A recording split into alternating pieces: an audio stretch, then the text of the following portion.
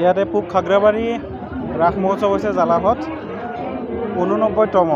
গতিকে এইটো নিজেই এক ইতিহাস।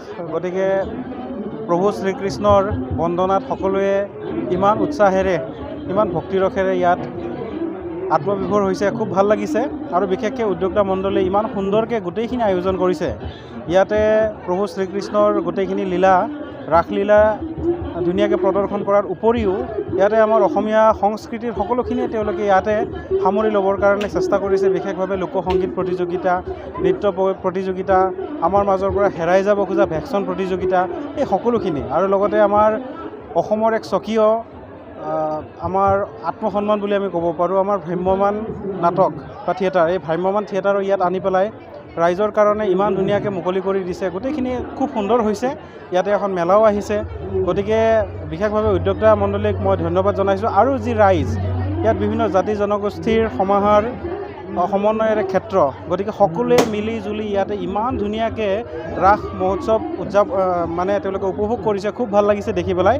গতিকে এই সমন্বয়ৰ ধাৰা প্ৰবাহিত হওক আৰু সকলোকে এই ৰাসৰ লগত জড়িত সকলোকে মই ধন্যবাদ জ্ঞাপন কৰিছোঁ। আজি ইয়াতে আৰু এক অনন্য তেওঁলোকে নতুন এক কাৰ্যসূচী হাতত লৈছে, সেয়া হৈছে দেহশ্ৰী প্ৰতিযোগিতা। আৰু ইয়ে বিশেষভাৱে আমাৰ যুৱচামক উৎসাহিত কৰিব। আমাৰ যুৱচামে আমাৰ এই সৰু অঞ্চলৰ পৰা গৈ পেলাই ৰাজ্যিক পৰ্যায়ত, ৰাষ্ট্ৰীয় পৰ্যায়ত আৰু আন্তঃৰাষ্ট্ৰীয় পৰ্যায়তো নিজৰ দেহৰ শৰীৰ চৰ্চাৰ জৰিয়তে দেহশ্ৰী প্ৰতিযোগিতাত তেওঁলোকে অংশগ্ৰহণ কৰক। তেওঁলোকে যাতে আগবাঢ়ি যাব পাৰে, তেওঁলোকে যাতে প্ৰতিষ্ঠিত হ'ব পাৰে, এক অনন্য এক নতুন পদক্ষেপ, এক শলাগ ল'বলগীয়া পদক্ষেপ। গতিকে গোটেইখিনি সকলো ভাল হৈছে। সকলোখিনিকে মিলাই পেলাই আমি এইটোও ক'ব পাৰোঁ যে এইবাৰ সৰ্বাংগ সুন্দৰ ৰাস মহোৎসৱ ইয়াতে জালাহত অনুষ্ঠিত হৈছে। ইয়াতে বিশেষভাৱে মই দেখিছোঁ, যিহেতুকে বহুতখিনি সময় ইয়াত থাকিলোঁ আৰু গোটেইখিনি চাৰিওফালৰ পৰা ঘূৰিছোঁ, উদযাপন সমিতিয়ে ঠায়ে ঠায়ে মাদক দ্ৰব্য বা নিচাযুক্ত দ্ৰব্য ইয়াত নিষিদ্ধ কৰাৰ তেওঁলোকে ধুনীয়াকৈ বেনাৰ আঁৰিছে আৰু সেইখিনি ৰাইজেও মানি চলিছে। আৰু এতিয়া ৰাইজ সঁচাকৈয়ে সজাগ। আৰু যুৱ সমাজৰ প্ৰতি এইটো আহ্বানো আছে, চৰকাৰেও এইটো পদক্ষেপ গ্ৰহণ কৰিছে যে মাদক দ্ৰব্য গ্ৰহণ কৰিব নালাগে। কাৰণ কিয়নো মাদক দ্ৰব্যই প্ৰথমতে নিজৰ ব্যক্তিক ধ্বংস কৰে, তাৰপিছত ব্যক্তিত্বক ধ্বংস কৰে আৰু এই সমাজ এখনক ধ্বংস কৰে।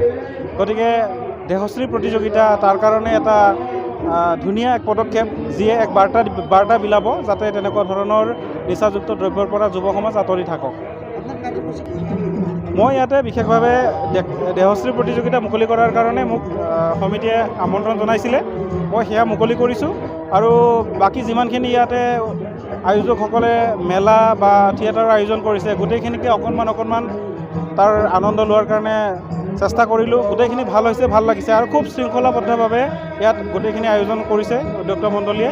কোনো বিশৃংখল পৰিৱেশৰ সৃষ্টি হোৱা নাই। সকলোৱে খুব আনন্দত, এই শৰৎকালৰ সন্ধিয়া সকলোৱে খুব আনন্দত আত্মহাৰা হৈ এই ৰাস মহোৎসৱ সকলোৱে উপভোগ কৰিছে।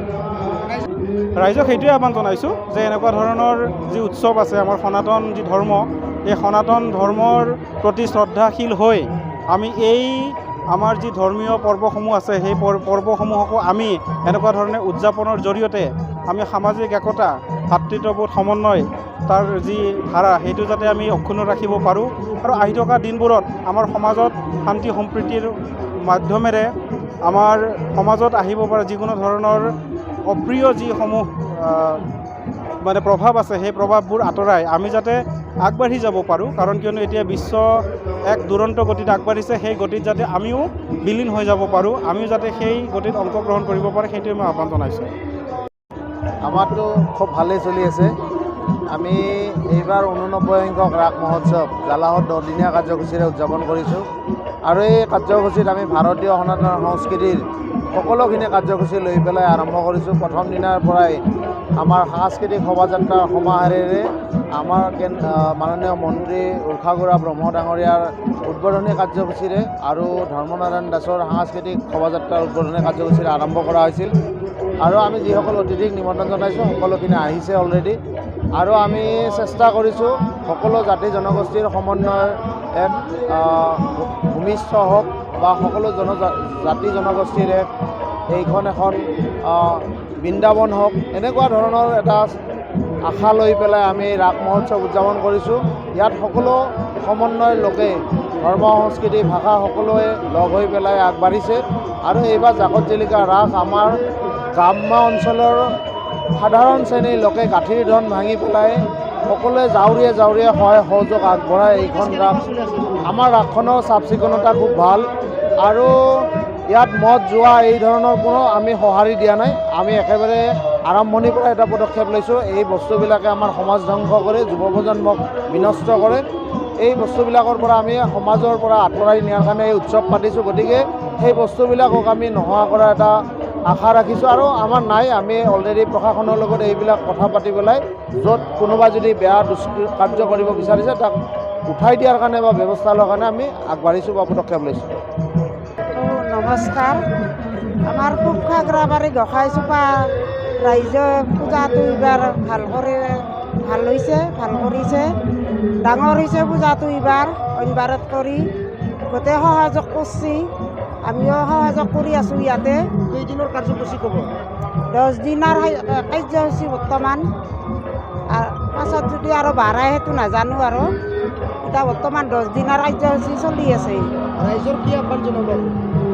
মানে আৰু পূজাখন যাতে আৰু ভালক ভালে আৰু সফল হৈ আৰু ভাল হৈ আৰু বছৰে বছৰে ডাঙৰ কৰি যাব পাৰে, সেয়ে আমাৰ পুবখাগৰাবাৰী গোসাঁইচোপা ৰাইজৰ কাৰণে আৰু আশা আৰু